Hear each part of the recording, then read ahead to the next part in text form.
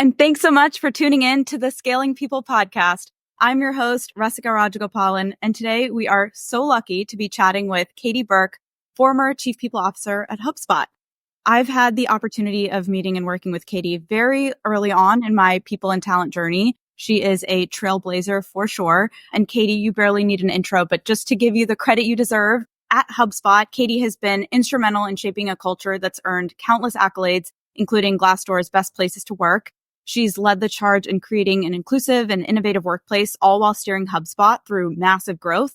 The work that she's done has truly increased the bar and transformed the field of people and talent as a whole. And so I'm so excited to dig into her journey and all she's learned along the way. So Katie, thanks so much for coming on the show.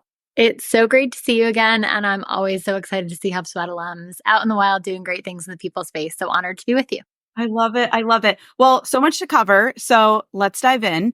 Katie, I kind of wanted to start high level. You've always been so ahead of the curve, investing in people and culture before everyone was doing it. You were thinking about employer brand before, every company was kind of thinking about their sort of employer brand positioning. And so I'm very curious what's top of mind for you these days that maybe people aren't talking about enough. And, perhaps there are investments in people and culture that, you're for sure going to be investing in heavily as you scale your next organization. So I very much appreciate the compliment. I actually think I get more credit for this than I deserve. So I think some people are great futurists. They're really good at predicting where the world of work is going. I actually don't think I'm good at that at all, but I think I'm good at picking co-founders that are good at that. So I think Brian and Dharmesh actually deserve a lot of the credit. Early on in HubSpot's culture, as you well know, they were really clear on what they wanted to avoid. Mm-hmm. So Brian, for example, had worked for a big multinational company, and he was like, the idea of getting like a note and having to request permission off for like a doctor's appointment just doesn't make sense to them. Selling to the enterprise, they really wanted to create a great company that sold to SMBs, and they want to be really customer centric and to really challenge conventional wisdom. And so I think actually Brian and Dharmesh deserve a lot of the credit for rethinking conventional wisdom at HubSpot. I think I just knew they were onto something. Now, I will say, I think where hopefully my skill set comes in is I think I'm a pretty keen observer of human behavior. And so I think sometimes people feel all this pressure to see around corners and to predict trends. And I think actually my best insights have come from listening to and watching people. So I'll give you two examples that might be helpful. One is Glassdoor. When it first came out, everyone said it's just for recent grads. Only recent grads check Glassdoor. And as a result, for senior candidates. And so most companies assigned their most junior culture specialist or employer brand specialist to respond to reviews and to engage. And in talking to our senior candidates, when I'd ask about their first interaction, how they did research, how they prepared for interviews, all of them referenced Glassdoor. And so I was sort of like, okay, there's something here. This is becoming ubiquitous. This is not just for younger candidates. This isn't just for entry-level candidates. That's a good example of just tuning into a behavior and then investing calories where other people might not have. The other example I always refer to is Loom. So Loom is informal video software that even someone like me who's not super technically savvy can do to create low production, high impact videos to their organization. They were acquired by Atlassian a few years ago. But early on, I noticed that I'm a writer. I'm an English major at heart. I like writing long emails, memos. I grew up in PowerPoint and memo era. And I noticed the readership for those things really falling off. Or I'd ask people like, did you read that thing that I sent? And people were like, ooh, who has time? And what I started to notice was a lot of our employees were really reducing the time they spent reading and consuming content, which is no surprise given the amount of time people spend on TikTok. And so I asked people in the organization what they were doing to cut through that. And I heard from our marketing team that they were using Loom to connect via geos. And Loom became a really important tool to increase connectivity and communication between our people ops team. And so I think if you're someone who doesn't think like a futurist, what you can do is just be a really keen observer of human behavior, and it helps you be a fast follower on trends. So to get long story long, to get back to your question on things I'm keeping an eye on, one thing is, and I think we're going to talk a little bit about this later, but the market is still a little choppy at the moment. And so if you think about total reward, so compensation and equity practices, most of them were predicated on a 4-year vest. So most equity is a 4-year vest quarterly. And then most compensation thinks, and like even benefits and that sort of thing, thinks about an average time horizon of 3 to 4 years. And it also, the equity package side of things usually is dependent on some sort of liquidity outcome that frankly over the last few years has been a reasonably safe bet for most organizations. But I think as you see changes in the M&A market and the IPO market, I think people are starting to look at equity with a little bit more of a discerning eye. So thinking about how total rewards matches average employee tenure and what people really care about is top of mind for me. Then the second thing is just embracing the wave of all things AI. And that doesn't mean AI all the thing and replace all the people within your HR org. It does mean being super thoughtful around how you can be a technology adopter, an enabler, an experimenter, versus someone who's I think sometimes HR teams can be blockers to progress. And one thing I would encourage anyone who's listening to do is just find one way in which you can embrace new technology or new ideas within your organization. Because I think otherwise HR becomes a blocker to what's possible versus an enabler of what's possible. And so having that mindset, I think, is useful. Yeah. Oh my goodness. So many nuggets in there. Love the call out on video. It's actually why I brought video to the podcast this season, is because especially with all the content that's out there and ChatGPT now, I think people are really curious to kind of sort of see the person behind the message. And so I think that's really powerful. I also really appreciate your comment around total comp and how candidates are thinking about that now, particularly with, I think, Gen Z entering the workplace. I think tech as a whole is in a very different place than it was, let's just say like 10 years ago. And so the way that the new generation is kind of perceiving stability in tech, longevity in a career in tech is different. And so I'm just curious, do you see any notable differences in what Gen Z is looking for and what companies need to be thinking about to attract this next generation as they enter the workforce beyond some of the things you just shared? So I think one thing about Gen Z is they're getting a bit of a bad rap for speaking up. And I think actually a lot of what they're speaking up on are things that every employee wants across generations. I think they're just more comfortable being vocal, both internally and externally on it. So I'm a big believer that many of the generational differences are exaggerated. I think what you're seeing is a few things. Number one, people really want to think about flexibility as a component of what they do. They also want a level of autonomy, and they really care about growth. And growth can be promotion. It can be opportunities to work internationally. It can be lateral exposure, whatever the case may be. But I think those things are all pretty true across the workforce. And I think people are being pretty vocal about it. And then I think what you're seeing in many headlines is kind of a load balancing of what employers want and demand out of employees and what employees expect out of a company. And I think the truth of the matter is we got to meet in the middle a little bit. I think the reality is employees want employers to solve everything for them, to take care of every benefit, to solve for their lifestyle, their family situation, and the above. And I think that's not necessarily a reasonable expectation. They also want their employers sometimes to agree with them on every sort of political and social issue. I don't think that's super scalable. But on the flip side, I think employers who are using this moment to take back the balance of power and say, here's what we're going to do. We're going to only focus on performance, and we're just going to extract as much productivity as possible from people, are also missing the point. And so I think it's about rebalancing the scales a little bit and figuring out a reasonable middle ground for how you can build flexibility, autonomy, and growth, but also that you can reset reasonable expectations for what people can expect out of work. Yeah, totally. Yeah. And I always appreciate the observations and perspectives of new generations kind of entering the workforce, because I think that new lens is really valuable. One thing that I've seen a lot of our sort of entry level employees kind of entering and thinking about is mental health. And I know, there have been a lot of conversations over the last 10 years around wellness, but I think with some of the more recent conversations that I've had, there's more of an expectation that it's woven into the fabric of the company's culture. It's not just about, having this app or having this one resource. And I think that's a positive contribution for, I think that's a good thing for companies to be thinking about that more seriously and much more holistically. So speaking of entry-level talent. I'm going to interrupt you for 1 second there, Ressica, because I think it's a really important point. I think you nailed it. And I think mental health is going to be a continued trend that people are looking for in their workplace. And I think this again goes back to the balance where we had a mental health benefit at HubSpot. I think it was wonderful to provide as a resource for people. I think it's critically important when people are having acute needs to support them from a medical and holistic perspective. And I also think at the same time, sometimes people think their manager needs to be their therapist, all-knowing psychologist, all the above. And so again, it goes back to that load balancing of, I think the mental health trend and the need for support on mental health is critically important and will not go away. I think that's a trend that's here to stay. Yeah. And I think it's about reasonable expectations. Expecting your organization to invest in a benefit as part of your healthcare package, I think is like totally reasonable and actually a really good and healthy push for everyone. And I think expecting managers to be perfect armchair psychologists, I think we've pushed the expectation of managers a little far on that one. Yeah. There's always a balance for sure. Well, kind of speaking back to your journey at HubSpot, it's one of the most successful companies based outside of Silicon Valley, a Boston gem, Cambridge gem.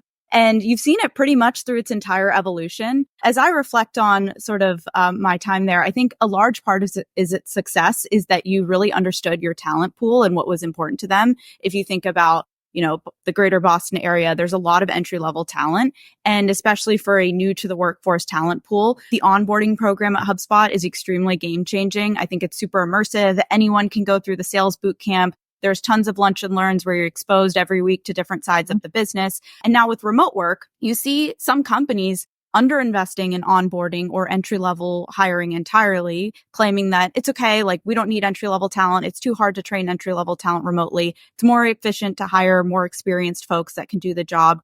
And so I'm curious, do you think you can effectively onboard entry-level talent remotely? And if not, can remote-first companies survive without hiring entry-level talent? Yeah, so you touched upon a few important points. Number one, I don't think you can underestimate the importance of entry-level talent on HubSpot's long-term talent philosophy. And you're exactly right. It's true in engineering. It's true in sales.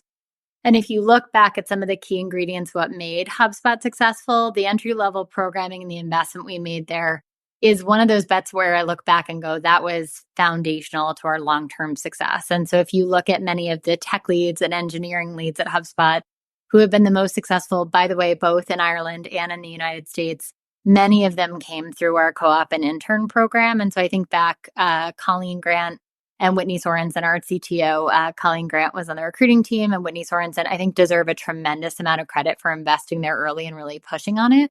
But you also mentioned something really important, which is our onboarding program. And early on at HubSpot, that was something we invested in a ton. And Louisa Proctor and Alex Krottinger were two of the pioneers of helping kind of craft that process. And I think it's important to note that we had multiple iterations of the onboarding process. So it used to be, I think even back, correct me if I'm wrong, but when you were at HubSpot, we used to do long in-person trainings for everyone around the world, and they used to all fly to the US. Mm-hmm. Well, it turns out for parents, that's really tough to manage. And so one of the things we started to do was then go, okay, we're going to do it regionally. So we did it in Singapore, we did it in Ireland, and then we did it in Boston and Cambridge, as you said. We shortened the time that people had to be in person, but we kept the cohort. So people had that cohort identity. So I think one of the things that people tend to lose focus on when you talk about onboarding is they talk so much about the location side of things and not enough about like, okay, what do we know about human experience? So think about your college onboarding. Think about summer camp onboarding. They put you in a group. They identify you as a group. For example, when I went to MIT, they called us different oceans, which doesn't even make sense. If you go to a camp, usually it's some sort of like bird, who knows what. But all those different things, they stick with you identity-wise. And yes, they can be a little bit silly, but being part of a cohort matters and helps you build an identity as a team. And so I'm a big believer that even as we move to more remote onboarding, which we were experimenting with even before COVID, you still need to keep that part of your cohort and identity so people feel part of something bigger than themselves. So to answer your question head on, we actually measured the impact of converting from in-person to remote. And then we did some pilots where we brought back in-person training. And the results of the individual attainment for sales specifically were the same, whether someone was remote or in person. So I think it's important to note, like, yes, you absolutely can onboard people remotely. And I think it's important to note that that is individual productivity and results. That does not impact someone's connectedness to the organization, how long they're going to stay. And it also doesn't impact collective input. So things like brainstorming, productivity, cross-team collaboration. And I think people are right to push on how do you make sure that those connections happen in a remote world. I don't think those are as easy to produce. And so while I'm a big believer that remote onboarding can be effective, I recommend that people think about adding in a cohort component and making sure that people have some in-person moments, regardless of what that looks like. So a good example would be our customer support team. We ended up experimenting with a bunch of different models. And ultimately what we found out was first 2 weeks or so, it was actually helpful to have people be remote. It was after that time that having them in person was most meaningful because at that point they were less nervous. They understood more about the product. And then getting them in person was more meaningful. And so I guess I would just encourage people to really measure your own numbers and productivity, to challenge conventional wisdom around what's possible, and then to think about just basic norms of human behavior for how people like to connect. And that includes feeling a part of something bigger than themselves. Yeah, totally. I love that. Particularly, as we sort of talk about entry-level talent, I think few people enter in their first job and their career is very linear after that. You're no exception to that yourself. You've talked a lot before about your non-traditional background in marketing and how much unique value that's given you as you've pivoted into a people leader role. It gives you a whole other lens and perspective on the people function and a boldness to try things that other traditional people leaders may not have considered. And so correct me if I'm wrong or oversimplifying this, but pre-COVID, when roles were a little bit more regionalized, it felt like that career pivot was slightly more possible than it is today, because in a given city, there's a certain talent pool and employers have to take calculated bets and explore non-traditional backgrounds when hiring. Whereas with fully remote or hybrid work from anywhere models, it does feel like, you can get that person that's done that specific job for 10 years more easily, making it harder for people with non-traditional backgrounds now to kind of penetrate. And so I'm just curious what impact that dynamic is going to have on companies and teams long term. So I think you have the right problem, potentially off root cause. And here's why. Okay. I think you're spot on that it is harder for people with non-traditional backgrounds to break into roles. I think it's largely a result of the current hiring environment and the economic environment, much more so than the local talent pool, although I completely agree that that's a feature. So let's hit your point on the nose, which is I think it is really hard right now to break in. I distinctly remember the Wall Street Journal did this great piece and they highlighted people from DocuSign that got hired into roles during the Great Resignation with little to no tech experience. And it highlighted them. And I was like, yes, this is amazing. Tech has finally, crossed this important bridge. And the reality is exactly as you said, the change in the economic environment combined with people doing more return to office has definitely reduced that potential. What I would say I still see in the market, and this is the advice I give to people who are searching now, is most people try and boil the ocean. They try and apply to 72 jobs and roles at 72 companies, and it's incredibly deflating and defeating. And I can understand why it feels that way to people.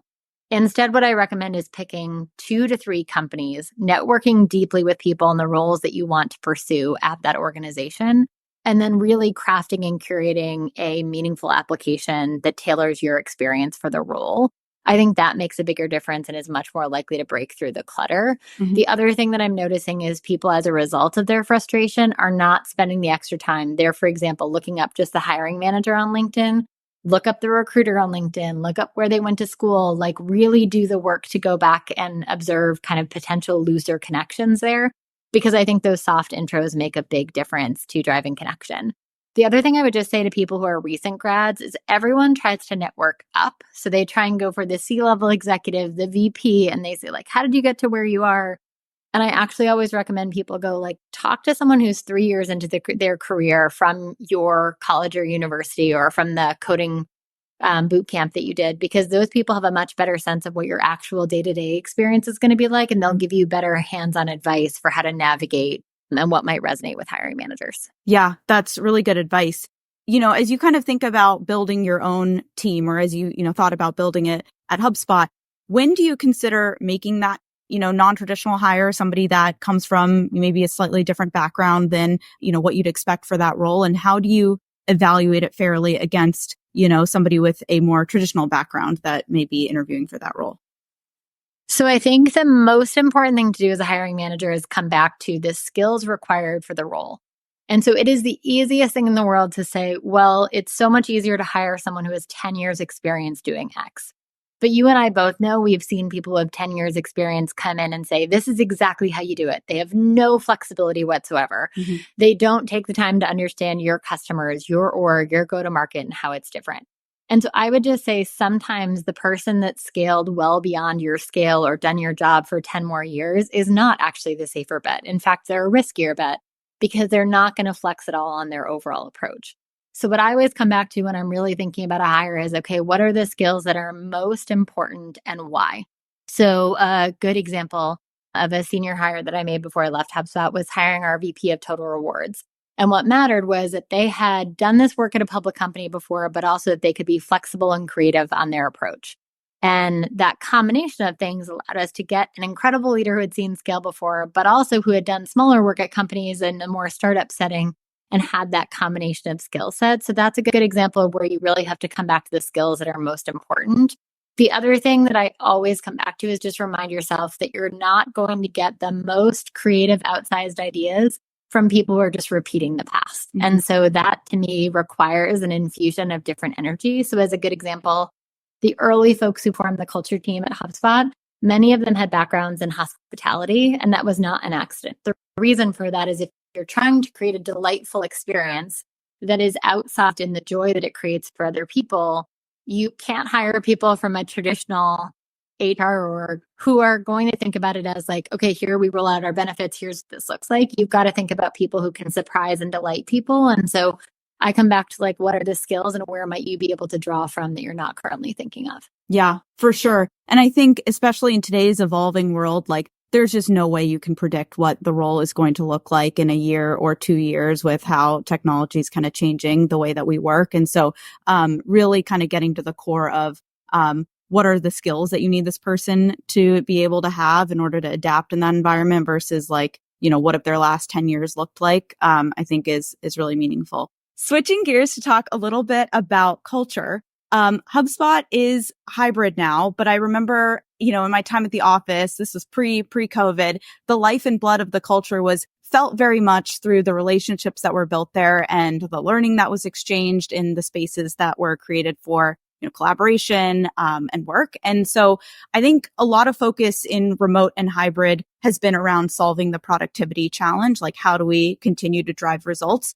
But do you think in a fully remote world, we can still form these deep relationships as we did pre-COVID at work? And if so, how? If not, what does that mean for businesses and what does that mean for society? Yeah. So the short answer is I think it's possible. And I think there's been a huge evolution even in the last 12 years. So you're exactly right. HubSpot was heavily in person. And I would say during my time at HubSpot, we went from being a Cambridge only business to expanding into Dublin, to expanding to Sydney, to Singapore, to 14 different entities before I left. And so if you think about that, that means that if we're relying on you and I being in the exact same room at the same time to build that connection, we're going to fall short because it's just physically impossible for us to scale to what our customers need while being in the same room. So given that, I think the secret sauce is to find a combination of making sure that people can connect on a level that goes above and beyond transactional work. So I think our early solutions for that were like things like the Zoom happy hours, which were just terrible and really... We'll leave that in 2020. 100%. And so I think what we tried to do with copy paste, we tried to take things that worked in an in-person world and make them virtual. I don't think that has a tendency to work. And so to answer your question, I think it's very possible. I think back and like some of my closest friendships still to this day are HubSpotters. And they're people that I work with very closely in Cambridge. But I also think about people who worked in our Singapore office and our Ireland office that I didn't get to see every week and with whom I still have that same level of deep connection. And so I think the connection can look different.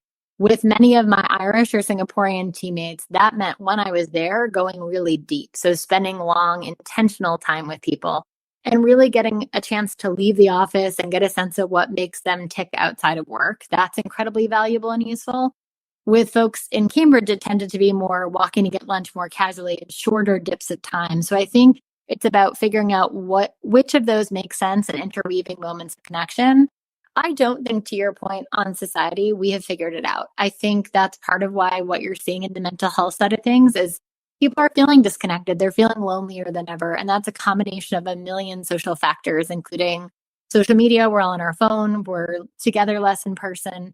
And so I do not think that work can solve all of that unto itself, but I do think we have an obligation to keep experimenting. I also think just doing like a gazillion offsites is not going to work. And so I think part of it is that really intentional time. So I'll give you an example. At HubSpot this week, I left in April, but last year we did the first Global Leadership Summit and the culture team is putting it on this week. And what I see from people is a level of just like such enthusiasm and excitement to be in the same room.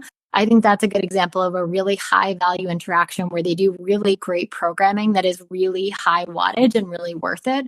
I think things like that make a ton of sense to continue doing and investing in. And so I believe that offsites can and do help. I think doing an offsite every 6 weeks, for example, is overkill. I also think most leaders don't know how to create an offsite with a level of intentionality. And if people are interested, the book that I recommend reading for this is actually not a people or culture book at all. It's Priya Parker's book on connections and gatherings. I think her way of framing things and holding meetings with intentionality is super helpful for people structure. So if you're looking for a follow-up read, I recommend checking out Priya Parker. I will absolutely do that. Yeah, I think, in the pandemic, I read an article about how acquaintances are some of the most important relationships that we have because they typically fall outside of our normal social circle. The types of things we talk about are different, and they literally affect the development of your brain in a way that's different than your close friends. And I think that work relationships do sort of fall in that middle ground. And so I do find myself every time I travel back to Boston, I have such a rich group of coworker friends that I was able to make there. And that relationship is so different than, anything I'll build with, some other personal connections I have, with family and other friends. And so finding a way to kind of intentionally build those relationships, I think is going to be a critical challenge for people leaders moving forward. I completely agree with that. The other thing I'll say is I think sometimes people think the way to develop that depth of connection is always social, and sometimes it is. But I think about some of my closest relationships at HubSpot. So as an example, Hannah Fleischman, who is chief of staff at the CEO, she and I worked together on the comms team for years. We can still finish each other's sentences. Our bond was formed working on an ebook with Rachel Leist long into the night during some of my first weeks at HubSpot. And so I think sometimes solving a hard problem at work can be the best way of kind of deepening that connection. I think sometimes people think it's all trust falls and like ladder games and all that kind of escape the room. And don't get me wrong, sometimes those things can be great.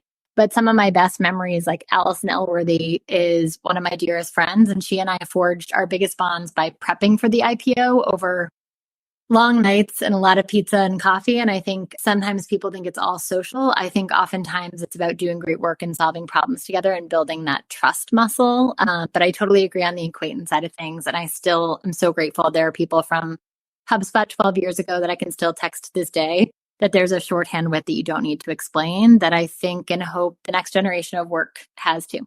Yeah, totally. Well, every company has had to navigate a choppy macro environment over the last few years. And unfortunately, people teams can be the first to get trimmed down. They generally scale with headcount. They can be seen as a cost center.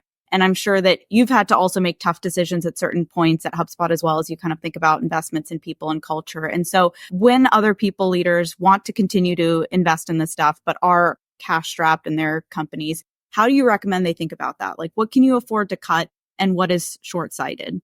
Yeah, so you're spot on. I think this has been one of the hardest times that I can remember in my professional career. And, HubSpot, like so many other organizations, did a reduction in force. And I would just say there's a financial cost to doing it.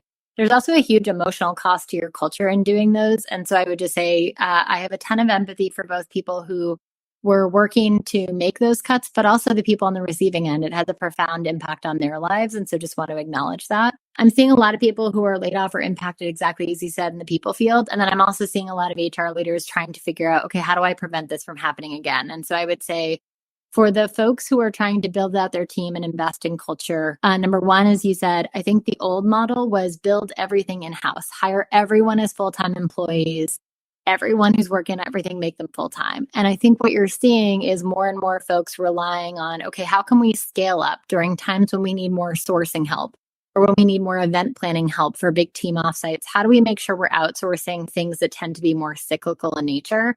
I think that's a wise move and tends to allow you to invest in things, but also not have full-time employees that may not need full-time work. And so I think that's one thing to think about is what you outsource versus what you do internally. The second is your competitive people strategy. So there's a temptation. Nobody wants to say we're bad at X, Y, and Z.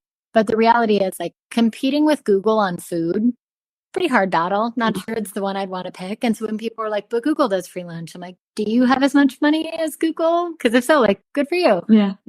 But not many organizations do. And so one of the things I encourage people to do is identify what they're willing to be bad at, and or at least average at, if the word bad makes you uncomfortable, what you're willing to be average at. And I think if you then acknowledge like, okay, we really want to spike on employee investment and growth, for example, on learning and development. We really want to spike on culture and employee experience. Then it makes it really easy to say, here's where we're going to invest and here's where we're going to roll back. And then if you are a job seeker who is concerned about this, one of the things I would do is ask what your 3-year people strategy is. So not just why are you hiring for this role, but how do you think about your 3 or 5-year strategy, and how committed are you to learning and development or recruitment for the G&A team or whatever the case may be. But it allows you to get a sense of what the long-term investment of the team is versus just the security of the role for those 3 months. Yeah. I think that's great advice, because I think when you kind of identify the things that you want to invest in, you are able to sort of build your company's employer brand around those things. You attract people who those things are meaningful for. And the reality is you can't invest in everything. So I think that's really intelligent. At HubSpot specifically, you've built a really strong employer brand, but you've also personally built a strong personal brand throughout your career. And sometimes as an HR leader, it can be tough to know how to toe the line in differentiating your voice from your company's employer brand positioning. And so I'm curious, how do you differentiate your brand and voice from HubSpot's employer brand and voice? Yeah, I think I did not think enough about this, if I'm being completely honest. I think it's one of the things I reflect on as I left HubSpot. So I think my biggest focus was on being authentic to who I was. And also the other thing I would say is the reason that I did more external content really started because I grew up at HubSpot. I didn't have the network that other people did of great leaders to hire as I was building out a recruiting team, an HRBP team. And so part of what I had to do was building that external profile for HubSpot. As you mentioned, we were a Boston company trying to compete with San Francisco companies for talent. And that meant we had to play bigger than we were. And that meant like, okay, what can I do to make that happen? I need people to understand what we're building, what makes it special. And so that sharing and building in public was a part of what inbound marketing was predicated on. So I was very lucky that HubSpot kind of stood for that from the start. But B, I felt like it was necessary for us to get the talent that we really wanted to compete on a global scale. So it became a collective mission. I think now as I've left, one of the things you start to think about is just kind of like, how do you make sure your work self and your personal self have some level of distance between the two? And how do you get people, like, it's been an effort, I would say, to get people to say, like, Katie, former HubSpot leader and now Paycor board member and Red Sox board Foundation board member, but also like currently hanging out. And that's okay. Like taking a breather is okay. And I think sometimes it makes other people uncomfortable to be like, she's taking some time off right now. And I'm trying to sit in that discomfort to be like, that's okay. Let's acknowledge that. And so getting a little bit more comfortable with making sure that my personal brand doesn't always need to be working is a good reminder and a lesson that I'm trying to learn during my time off. Yeah. Yeah. Oh, I appreciate you sharing that. I mean, you built such a legacy at HubSpot, and a lot of, other HR leaders, similarly, they start at small startups, they scale them up and, think about, when's the right time for me to leave and try something different. And so, as you reflect on your own learnings through that journey, how did you think about that? Are there any key career questions that every CPO or HR leader should be consistently asking themselves? Yeah, I think quarterly, what I would recommend doing is just checking in with yourself on how happy you are, how fulfilled you are, where you're getting your energy, what's draining your energy. And I think just asking yourselves those simple questions can be super useful.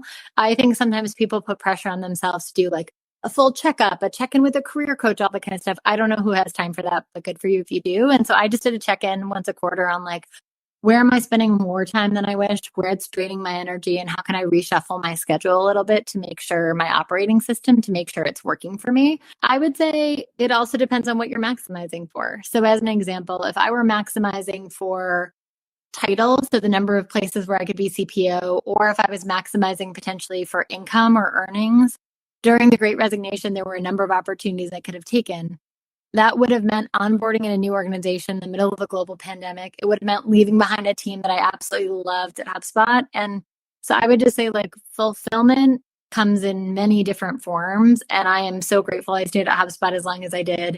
I think if I had followed conventional wisdom and left right after the IPO, I would have missed some of the best years of HubSpot for the company itself and for our customers, but also the years that I enjoyed most. And I also think part of it is paying attention to where you get energy and what makes you most happy. And for me, I stayed on. Our COO and president, JD, who I adored, left the company during the pandemic to become a CEO. Then Brian transitioned. Yamini became our CEO. That was a big moment. Our COVID response was obviously a moment, then the layoff. And I sort of felt like I had been through 4 different major transitions, all within a period of 3.5 years. And it was kind of like, hey, what if I get back to being in tune with what I really want? And I think doing that required a little bit of time and space. And so I am forever grateful for HubSpot. It helped make me the leader I am today. And I'm also grateful that I knew when it was time. I believe in chapters. I believe in like honoring that some people are meant to pass the baton. And I felt like it was my time. And I miss the people a ton, like desperately miss the people. And I don't regret the decision at all. Totally. Yeah. Sometimes it really is that like intuitive gut feeling, and it feels like it's a gut feeling, but it is really all of these things that you're kind of reflecting on at all these separate points throughout your journey. So executive coach said, you're talking to me a lot about what other people think. She's like, you're saying a lot of people say this could be the time, this could be and she's like, what do you think? And she said, my personal opinion is you are going to know. And you're going to know when you give yourself the space and permission to listen to yourself. And sure enough, when I did decide to leave, it was just a clear voice. And the other thing was, it was really important to me to leave on great terms with HubSpot. I love that place. And I wanted to leave when things were amazing and on a complete high. And I'm lucky enough that the board and the management team gave me that. And so I think it's about thinking about your legacy, not just in terms of the accolades that you accumulate, but also in terms of how you leave a place and how you acknowledge those chapters and are grateful for them and leave with kind of that spirit versus waiting till you're frustrated and leaving when you're annoyed. Mm-hmm. Yeah, I completely agree. Are there any things that, you think other people leaders should look out for if they are also, thinking about their next opportunity, or anything that was particularly important to you? Yeah, so I think a few things, given that this market is choppy, as you mentioned earlier. One of the things I'm hearing from people is like a frustration that there aren't as many jobs out there. And I think that's a very real thing. What I encourage people to say is like, okay, there don't need to be as many jobs out there. There just needs to be the right job for you. And so one of the things I think about is what I mentioned earlier, which is like really where you like spending your energy and the stage of the company and what they need help with. So as an example, if you are someone who prefers to consult and ideate versus build, joining an early stage company that needs an architecture for X, Y, and Z for performance management is probably not going to be for you. Similarly, the stage of the exec team that you're joining is going to be really important. So part of it is just what problems is the company solving and at what stage. And I think sometimes people get so focused on it's in this space or this potential outcome, or they might IPO in a year or two. And it's like, no, does the company excite you? Does the management team excite you? And then does the problems that they're actually solving, do those energize you as a person, given where you are? Mm-hmm. And then the other thing is, who will you get to work with? I think sometimes people look up. So they look at the CEO, they look at the chair, they look at the chief people officer. In my experience, peers make or break so much of your day. And when I think about the best teams I've ever been a part of, my peers pushed me to get better. There were people I genuinely enjoyed working with. So I would just say, don't just look at your boss or your manager. Be thinking really hard about the people you'll be partnering with too. Yeah, that is such great advice. I guess to wrap and kind of tie sort of what you're looking for or what people leaders should be thinking about as they look for roles and how you reflect on your journey. You mentioned the CEO transition while you were at HubSpot, particularly from a founder-led company to a CEO-led company. And so I'm curious, like culturally, what was that shift like? What role did you play? And how are founder-led companies, do they feel different than CEO-led companies? And if so, how? Yeah, so I think it's important to acknowledge that there isn't one that's better. It's just different, mm-hmm. right? And so it's partially what you enjoy.